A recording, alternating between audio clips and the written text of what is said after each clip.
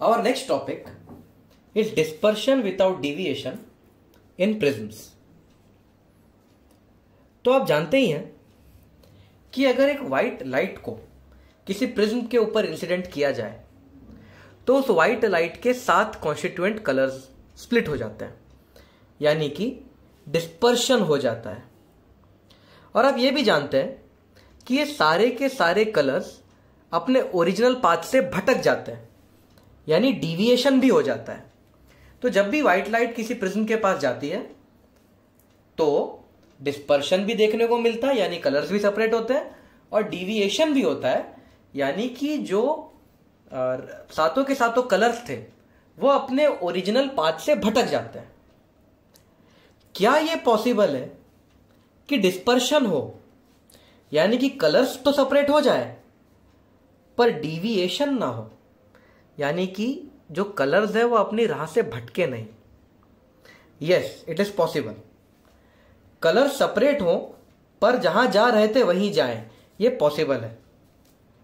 अभी कैसे पॉसिबल है? ये एक प्रिज्म से नहीं हो सकता, ये एक प्रिज्म की बस की बात नहीं है। To achieve dispersion without deviation we have to use 2 prisms, और वो 2 प्रिज्म्स को कुछ इस तरह से रखा जाता है। So this is the first prism,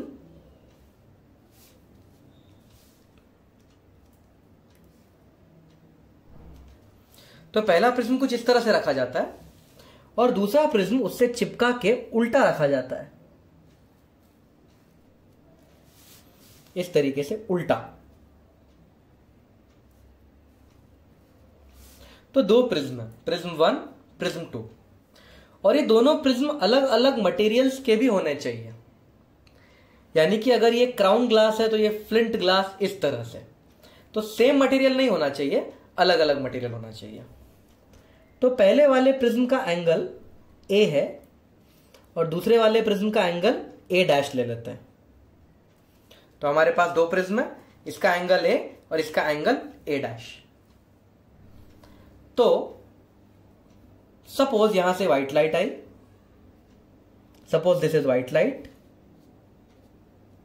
which is incident like this. ये व्हाइट लाइट यहां आगे जाना चाहती थी पर ऑफ कोर्स प्रिज्म आ गया बीच में तो भटक जाएगी। So what is this dotted line? This was the original path that this white light wanted to follow. Okay, तो ये व्हाइट लाइट है। अब यहां पे आप देख सकते हो ये है पहला प्रिज्म और ये है दूसरा प्रिज्म। यहां पे कलर्स भी टूटेंगे और रे अपने पाथ से भटकेगी भी, और यहां पे जो पहला जो सबसे कम डिविएट होगा, जो सबसे कम बेंड होगा, वो है रेड। तो ये है रेड। ओके, और जो सबसे ज्यादा भटक जाएगा वो है वॉयलेट। तो ये भटक गया वॉयलेट। तो ये ऊपर वाला रेड है, नीचे वाला वॉयलेट। अब जब ये इस सेकंड प्रिज्म में एंटर करेंगे तो अगर कुछ इस तरह का हो जाए, इस तरह की चीज हो जाए कि ये जो रेड है, देखो जब वापस से यहां जाएंगे, जब वापस से इस प्रिज्म में जाएंगे, फिर से रिफ्रैक्शन होगा, इस बाउंड्री पे फिर से रिफ्रैक्शन होगा। तो अगर कुछ ऐसा हो जाए कि ये वॉयलेट यहां पहुंच जाए, यानी कि यहां पे रिफ्रैक्ट होके फिर ये वॉयलेट यहां पे पहुंच जाए, और ये रेड कुछ यहां पहुंच जाए,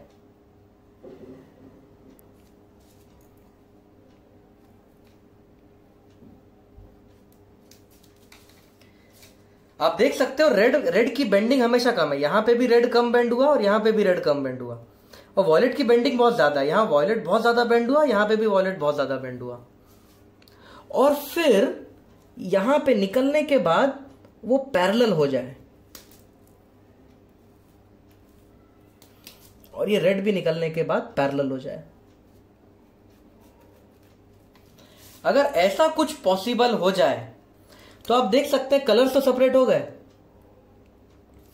वॉयलेट और रेड अलग अलग तो हो गए, लेकिन देखो जहां जिस डायरेक्शन में जा रहे थे उसी के पैरेलल अब भी जा रहे हैं।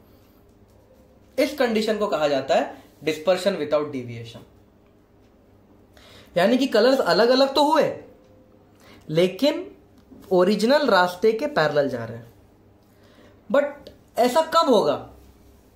How can this situation be achieved? कैसे ये रेज इस तरह से हरकतें करेंगी? Let us see. हम चाहते हैं कि डेविएशन ना हो, we don't want deviation to take place. इसीलिए मैं क्या लिखूंगा? The deviation by since net deviation is 0,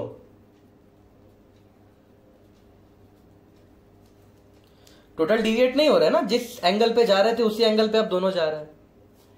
अब क्योंकि जो नेट डेविएशन है 0 है, तो मैं ऐसा लिख सकता हूं, deviation due to this prism, first prism, plus deviation due to this prism, ये दोनों डेविएशन मिला के 0।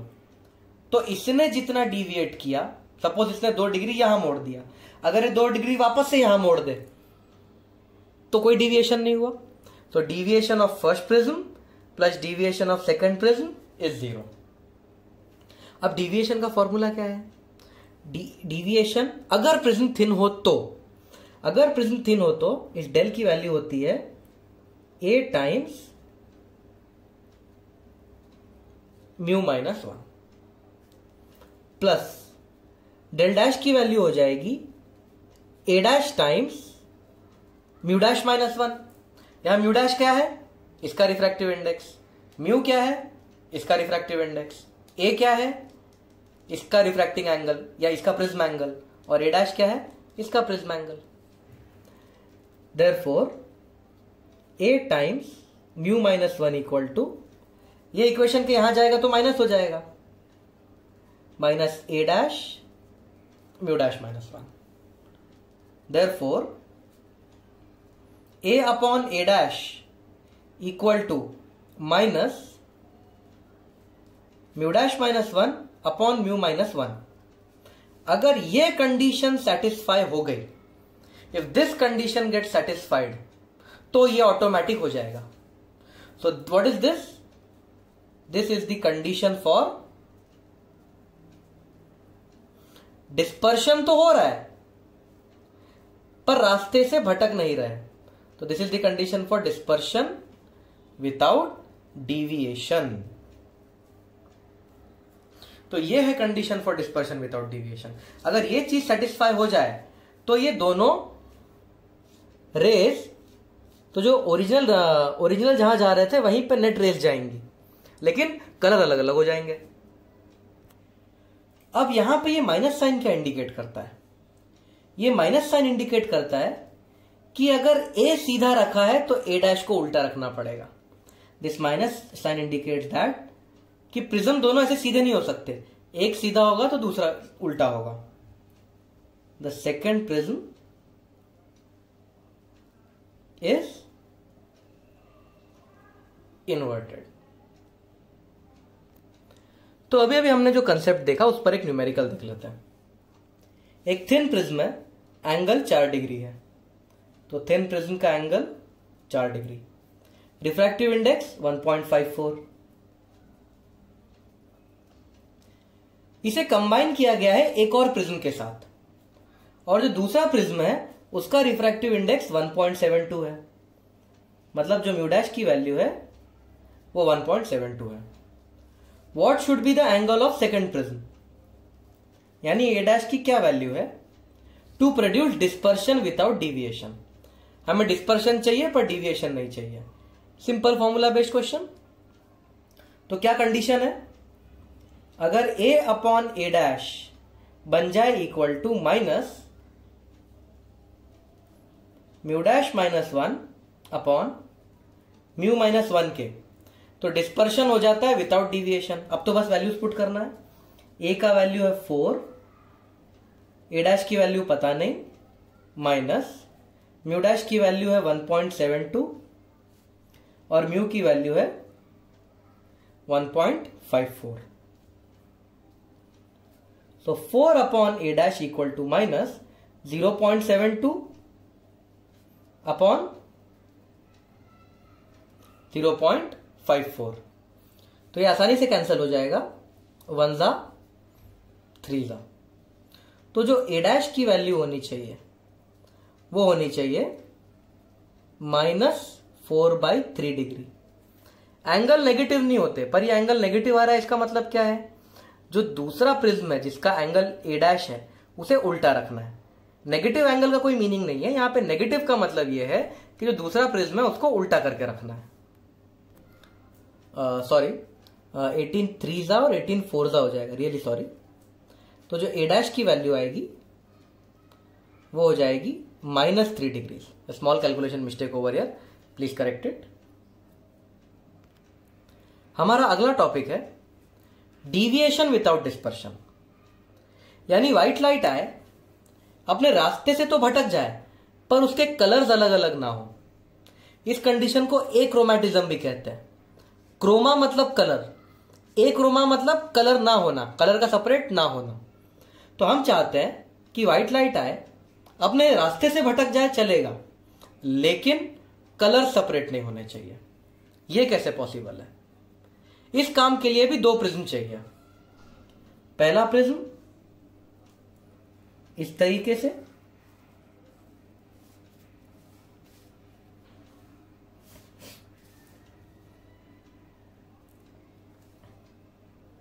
और दूसरा प्रिज्म इस तरीके से। तो इस काम के लिए भी 2 प्रिज्म लगेंगे, जैसे हमने थोड़ी देर पहले देखा। अगर कुछ ऐसा हो जाए, यहां से एक रे ऑफ लाइट आए, ऑफ कोर्स कलर्स तो सेपरेट होंगे ही। रेड थोड़ा कम बेंड होगा, वॉयलेट थोड़ा ज्यादा बेंड होगा। फिर यहां पे फिर से बेंडिंग हो जाएगी, रेड थोड़ा कम बेंड होगा, वॉयलेट थोड़ा ज्यादा बेंड होगा।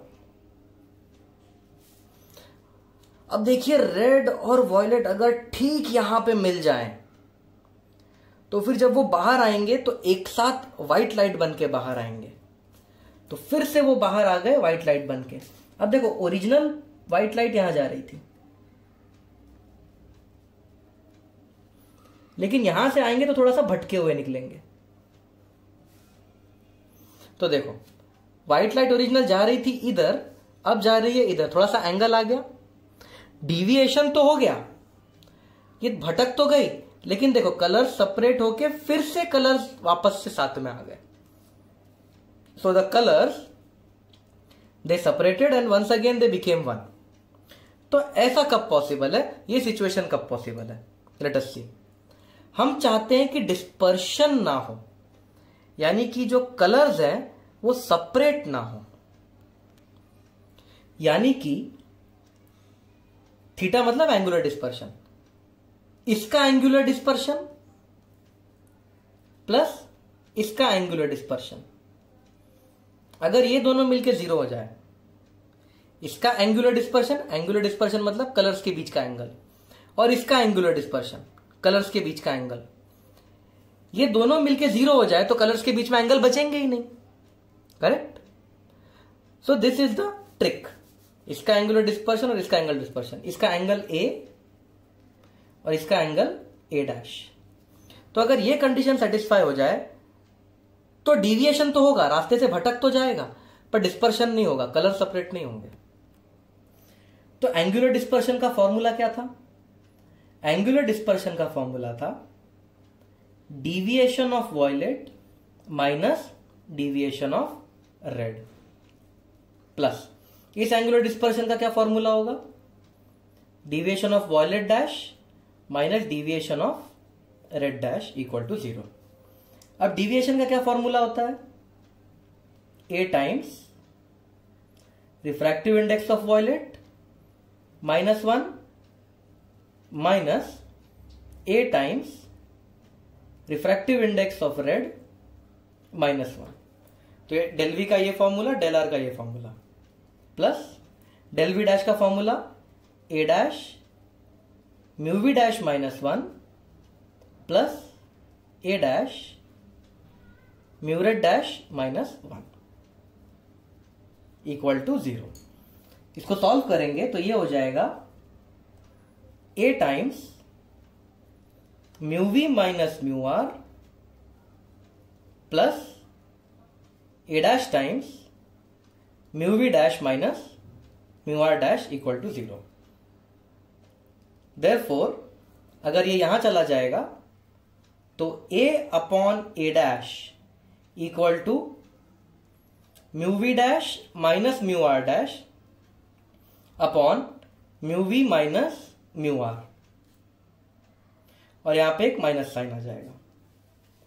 अगर ये कंडीशन सेटिस्फाई हो जाएगी तो अपने आप डीविएशन विदाउट डिस्पर्शन हो जाएगा। So this is the condition for deviation without dispersion. अगर ये कंडीशन सेटिस्फाई हो गई तो ऑटोमेटिक ये काम हो जाएगा। So let us see numerical on this. एक थिन प्रिज्म है, उसका एंगल है 4, मतलब ए का वैल्यू 4 डिग्री दिया है। Refractive index for red is 1.53, mu R की वैल्यू 1.53 दी है, म्यू वी की value 1.57 is to be combined with another prism for achromatism. Achromatism मतलब कलर सेपरेट नहीं होना चाहिए, मतलब डिस्पर्शन नहीं होना चाहिए। डिविएशन होगा चलेगा। जो दूसरा प्रिज्म है उसके म्यू आर का वैल्यू 1.532 दिया है, तो mu R dash equal to 1.532, और दूसरे प्रिज्म के लिए रिफ्रैक्टिव इंडेक्स फॉर वॉयलेट 1.582 दिया है।